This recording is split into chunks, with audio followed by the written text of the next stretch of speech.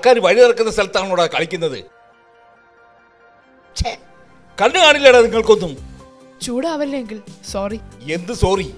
ഈ കളിക്കുന്ന സമയം പോയിരുന്ന് പഠിച്ചാൽ പരീക്ഷയ്ക്ക് 4 മാർക്കെങ്കിലും നിങ്ങൾക്ക് വാങ്ങാം. അയ്യോ സോറി അങ്കിൾ, സോറി. അയ്യോ അങ്കിളിന് വേദനിച്ചോ? ആ സാരമില്ല. എന്താ പ്രശ്നം? ഹേയ് ഒന്നുമില്ല. ഞാൻ ഇവരോട് പറയുകയായിരുന്നു, ഇങ്ങനെ കളിച്ച് നടക്കാതെ പോയിരുന്ന് പഠിച്ചാൽ പരീക്ഷയ്ക്ക് നല്ല 4 മാർക്ക് വാങ്ങാമായിരുന്നു. അല്ലെങ്കിൽ ഉമ്മ 24 മണിക്കൂറും കളി തന്നെ കളി. ഇങ്ങനെ കളിച്ചിടണം നിനക്കൊന്നും ബോറടിക്കില്ലടേ. അതിന് ചേട്ടന് നമ്മുടെ ഭാഗത്ത് കളിക്കാൻ നടന്നല്ലേ.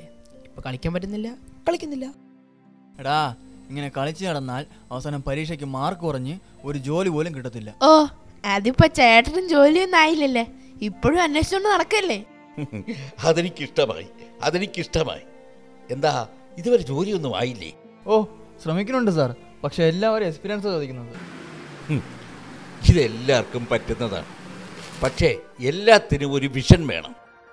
ആ വിഷൻ നമ്മൾ ഉണ്ടാക്കിയെടുക്കണം. അതില്ല എങ്കിൽ നമ്മൾ പരാജയപ്പെടും. നമ്മുടെ മാതാപിതാക്കൾ ആ വിഷൻ ഉണ്ടാക്കിയെടുക്കേണ്ടത് ആവശ്യം. എൻ്റെ മൂത്ത മകനെ തന്നെ നോക്കൂ, അവനിപ്പോൾ അമേരിക്കയിലാണ്. അവൻ അമേരിക്കയിൽ ഒരു വലിയ കമ്പനിയുടെ CFO ആണവൻ. അത് മാത്രമല്ല, ഉയർന്ന ശമ്പളം, നല്ല ആനുകൂല്യങ്ങൾ, 4-5 കാറുകൾ. ഇങ്ങനെയൊക്കെ നടക്കൂല്ലേ? പിന്നെന്താ, നമ്മൾ ശ്രമിച്ചാൽ നടക്കാത്തതായിട്ടൊന്നുമില്ല. അല്ല സാറിനാകെ ഒരു മകൻ മാത്രമേ ഉള്ളൂ? എനിക്ക് 2 ആൺകുട്ടികളും ഒരു മകളുമാണുള്ളത്. അവരൊക്കെ എന്ത് ചെയ്യുന്നു? രണ്ടാമത്തെ മകൻ മൂത്ത മകനേക്കാൾ ഭയങ്കരനായിരുന്നു. അവൻ്റെ വിദ്യാഭ്യാസത്തിന് വേണ്ടിയാണ് എൻ്റെ ഭാര്യ ജോലി ഉപേക്ഷിച്ചത്. അതിൻ്റെ ഗുണമുണ്ടാകുകയും ചെയ്തു. ക്യാമ്പസ് ഇൻ്റർവ്യൂ വന്നപ്പോൾ എൻ്റെ മകനെ അവരൊരു മൾട്ടിനാഷണൽ കമ്പനിയിലേക്ക് സെലക്ട് ചെയ്തു. ഇപ്പോൾ അവൻ ലണ്ടനിലാണ്. ഉയർന്ന ശമ്പളം, മൂത്ത മകനേക്കാൾ സാമ്പത്തികമായി വളരെ ഉയർന്ന നിലയിലാണ്. ഓ എന്തൊരു ഭാഗ്യം! ഭാഗ്യമല്ല, കഠിനാധ്വാനം. അപ്പോ സാറിന്റെ മകളിപ്പോ എന്ത് ചെയ്യുന്നു? മൂന്നാമത്തെ മകളുടെ പഠിത്തം വന്നപ്പോൾ ഞാൻ എൻ്റെ ജോലി അങ്ങ് ഉപേക്ഷിച്ചു. അവളുടെ പഠിത്തത്തിലായി പിന്നെ ശ്രദ്ധ. അതിൻ്റെ ഫലപ്രാപ്തി കിട്ടുകയും ചെയ്തു. ഇപ്പോൾ അവൾ അങ്ങ് സിംഗപ്പൂരിലാണ്.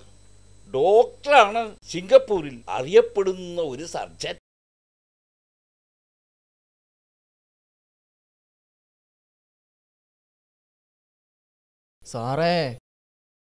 സാറിനെ സമ്മതിക്കണം. മക്കൾക്ക് വേണ്ടി എന്തൊക്കെ ത്യാഗങ്ങളാ സഹിച്ചത്. അതിനിപ്പോ എന്താ, സാറിന്റെ ജീവൻ രക്ഷപ്പെട്ടില്ലേ? ഇപ്പൊ സാറിന്റെ നിലയിൽ ആരായി നാട്ടിൽ ജീവിക്കുന്നേ? അങ്കിളും ബെൻസിന്റെ കാറുണ്ടോ? അങ്കിള് വലിയ വീട്ടിലായിരിക്കും താമസിക്കുന്നല്ലേ? ശരിയാ. സാറിന്റെ വീട് എവിടെയാ?